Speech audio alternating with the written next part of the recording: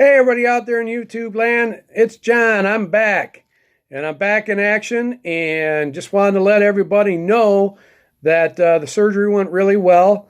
As some of you know, if you watched my last video, I was donating a kidney to my brother Vince. And we did indeed go through that. It was on March 27th. The surgery was successful. And it's been over 2 weeks for me since then and my brother, and we're both doing really, really well. I've got almost no pain from it, almost no restrictions. So anybody who gave us any thoughts or prayers during that time, much appreciated. But it's back in action, and it's time for my next segment of the Philippines Part 3. But we're going to break this down into 2 segments because this was quite the vacation, to say the least, and probably the best vacation I've ever had in my life. I had so much fun, learned so much culture, and did so many things. I mean, it was just unbelievable. So let's delve right into that, if we may. We went there, of course, in March of 2006, my second trip there with Diana. But what was unique about this was a lot of things. Number one, we now had a house over there, and we'd never even seen it yet.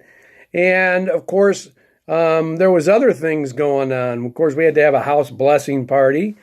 But even bigger than all of that was my brother-in-law, Ali, was getting married to a high school sweetheart of his. So the wedding was going to take place.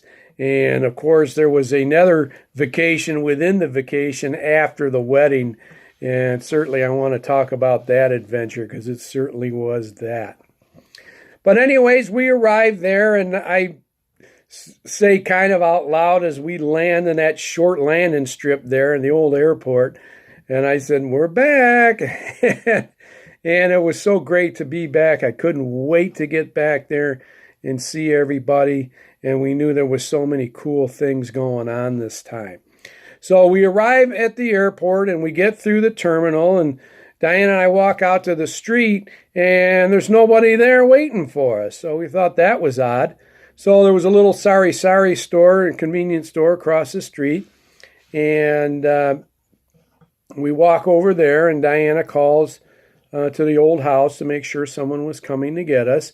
And then we go back to the other side of the street because that's where the shade was. March is very hot over there, even at 6 a.m. in the morning, and that's what time it was. So I'm looking up at the sign across the street, and it shows an arm and a hand holding a glass of San Miguel beer. And the caption on the sign says, "Itaas mo." Well, I'm going through Tagalog classes at this time, so I kind of get a gist of what this sign is trying to say. But the problem is the English translation of "Itaas mo" means "up yours." So I had to ask Diana, what are they trying to say here exactly? And it really translated into "raise your glass." I'm like, oh, that makes sense. So I look across the street and I see Diana's mom and Ali's bride-to-be. So I point that out to Di, and she runs across the street to hook up with them, and so they can go make a lost luggage claim, because our luggage never made it from Tokyo to Manila, so we didn't have much with us when we got there.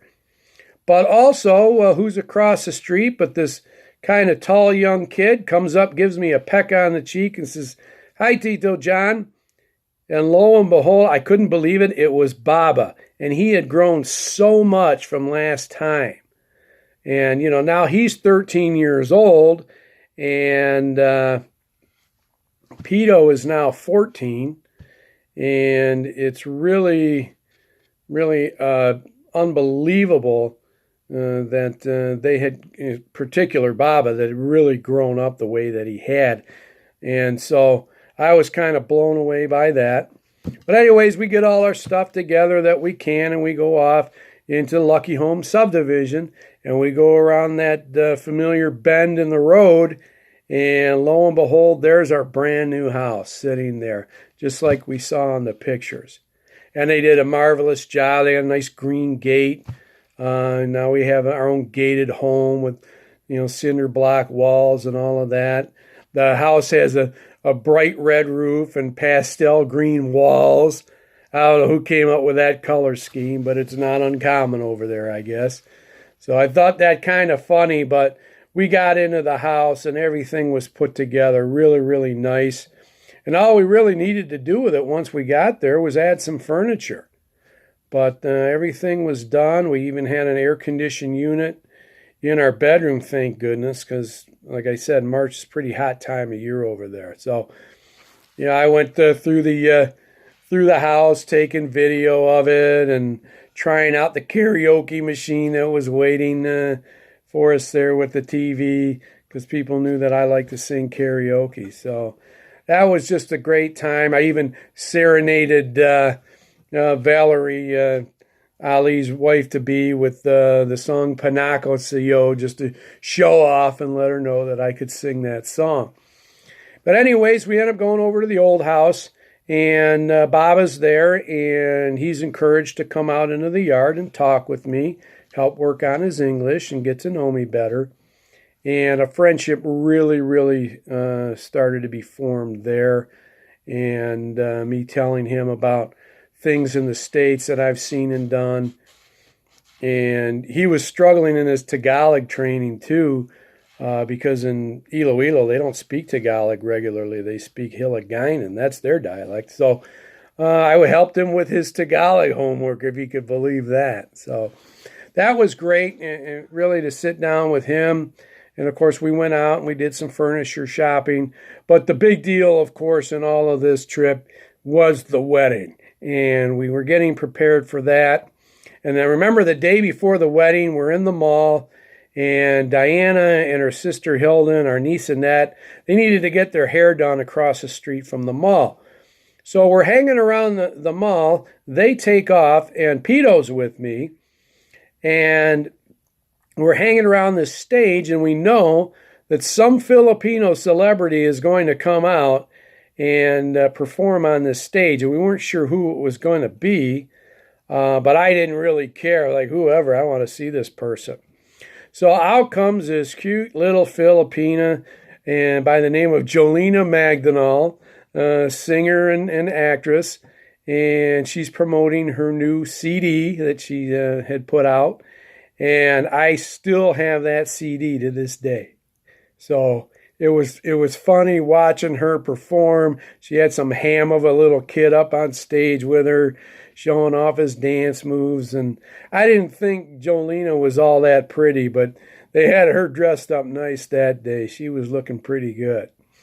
So Pito and I watched that, and then we went over across the street to the beauty parlor.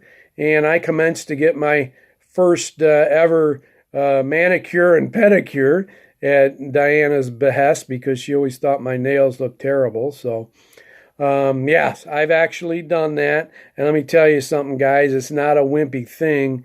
It's good for your hygiene. And you feel a lot better, especially your feet, once it's done. So we got that done. And the next day is the wedding. So everybody's dressed up and looking good. And the women got more makeup on them than you could imagine. Beautiful dresses. And all of us guys who played any significant role in the wedding, we were wearing these traditional Filipino dress shirts called barong Tagalog. So we all had them on. And they were made out of pineapple husks, if you could believe that. So we're looking sharp. And we're waiting for the wedding to start, and I'm one of the sponsors, which I'm not sure what that means, but I guess that just means I was a witness to it all. But anyways, I did the first reading in the wedding mass, and this wedding mass was the most organized wedding I have ever seen in my life. Everybody was given a program to follow along with during the wedding, and it literally told you everything that was going to be done and said during the entire Mass. It was unbelievable. Never seen a wedding spelled out so blatantly as this one was. But it was good. It was efficient. And it was a really, really nice thing. And very, very happy to see Ali and his wife Val get married, and me being able to be there and be a part of that. Now, of course, afterward is a reception, of course, but in the Philippines, receptions are different after the wedding. They're not made such a big deal of. It's not party into the night or any of that stuff. Oh, no. We get over there, and at Baba's suggestion, I had brought my swim trunks with me. And you're thinking, you're going to go to a wedding reception and bring your swim trunks? Why the heck would you do that? Well, the wedding reception was at a resort called Punta Villa that had two swimming pools, and one with a water slide. And so I figured, okay, well, Baba knows what he's talking about. Let's just do it. So we go to the wedding reception. I figure it's going to last a while, but in truth, it only lasted a couple of hours. We get there about 1 o'clock, and everybody's given one glass of wine to toast the bride and the groom, and that was the only alcohol that was served the whole time we were there. Some people sang karaoke songs in honor of the bride and the groom, and they wanted me to do one too, but I couldn't do it. I was just so so emotional. I wouldn't have been able to sing the song.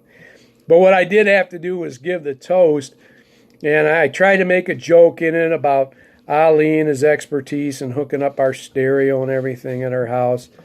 And nobody even so much as cracked a smile. So here I'm thinking I just totally bombed on my toast. And later on, I got people coming up to me saying I did a good job. I'm like, really? Okay. But yeah, it was a short and sweet reception. And afterwards, at Baba's suggestion, sure enough, we put on our swim trunks and into the swimming pool we went. And I stayed close to the water slide when he went down it because he wasn't very good at swimming yet. But that turned out to be a lot of fun. And then that was a Saturday. The Sunday we got a little bit of a rest. Nothing going on. And then bright and early Monday morning, all 40 some odd of us were heading up to Ali and Vel's wedding reception. Oh yeah, they weren't going by themselves. This wedding reception, or honeymoon I should say, was more of a family gathering, get together with friends, vacation trip. And so we pile onto this, thank goodness, air-conditioned Cirrus bus, because it's hot over there in March.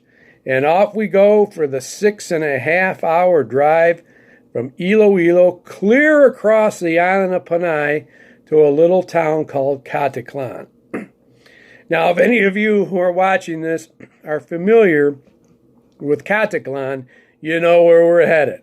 But on the way there, we stopped at a little town called Makito because Vel's had some family members there, and we wanted to stop there and say hi and had a little lunch, and then on our way we went.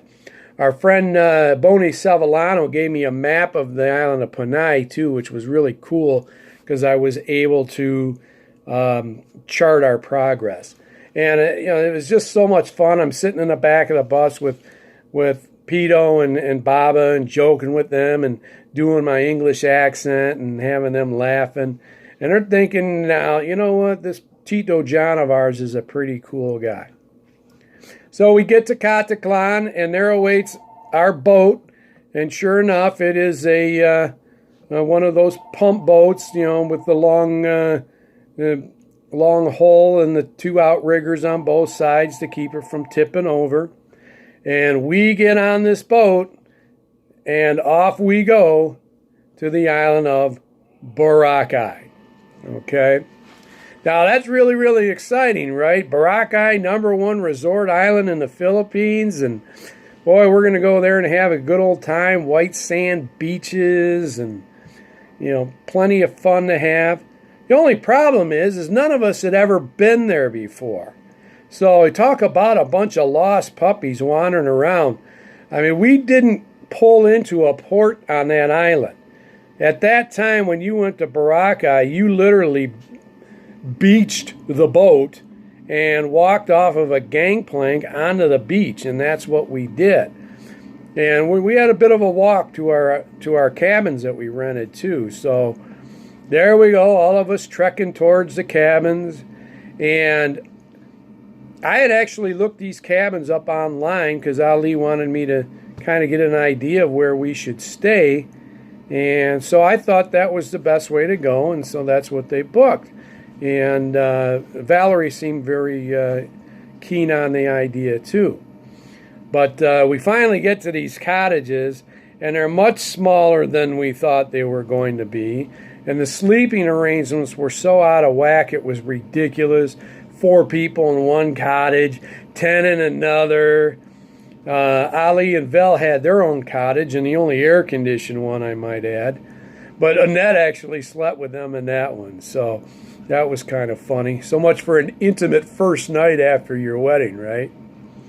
And it was so jacked up that Bob and I literally, he had brought a tent for some odd reason, and we actually slept in the tent on the lawn in front of our cottage that night.